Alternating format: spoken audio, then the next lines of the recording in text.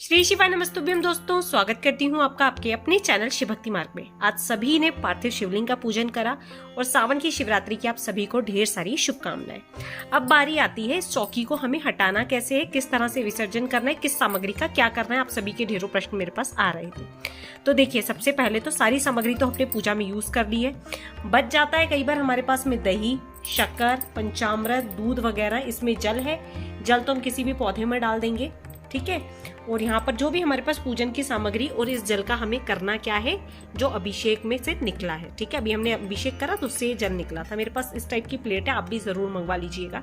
Online आपको Amazon पे मिल जाएगी, ठीक है। बहुत आसानी से इससे अभिषेक हो जाता है। अब करना क्या है, ये जो दही है, ठीक है, ये जो पंचामृत बचा है, सॉरी, इस पंचामृत को भी हम विसर्जन वाले जल में ही डाल देंगे, ठीक है। मैं आपको दिखा देती हूँ।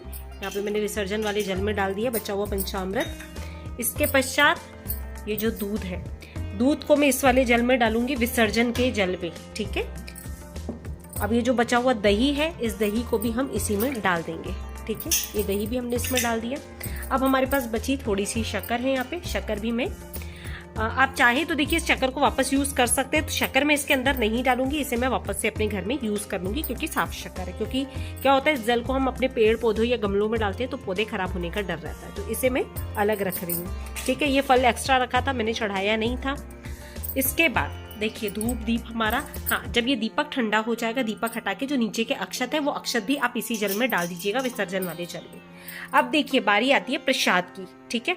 इस सिक्के सुपारी का क्या करना है, सुपारी को आप विसर्जन कर दीजिएगा, ठीक है। ये भी मैं डाल रही हूँ इसमें, और सिक्के को हम संभाल के अलग कर देंगे। बताऊंगी आपको बाद में क्या करेंगे हम इसका। यहाँ पर जो हमने दक्षिणा रखी है, इसको भी हम उठाकर यहाँ पर अलग रख देंगे, ठीक है।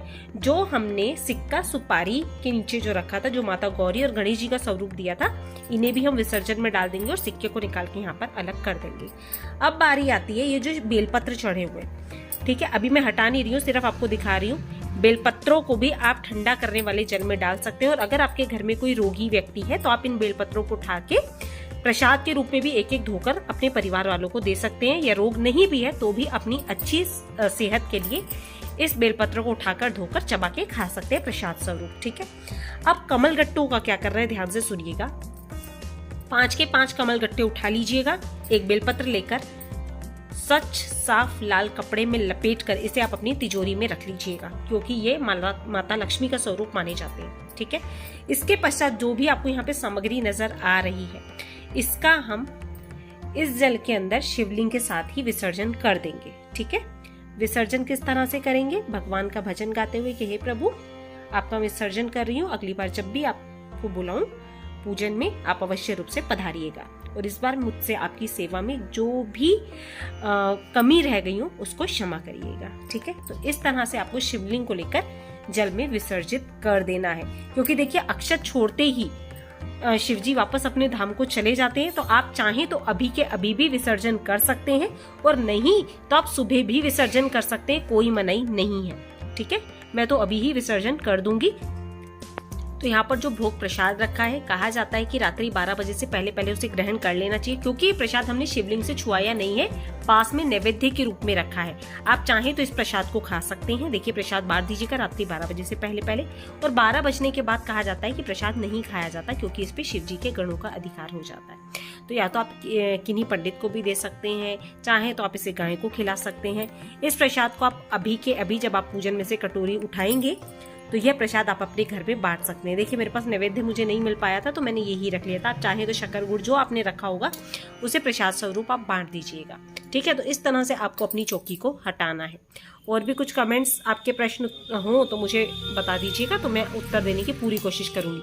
अब ये जो दक्षिणा निकली है, अब ये किसी पंडित को आप देंगे तो देखिए बिल्कुल भी अच्छा नहीं लगता है।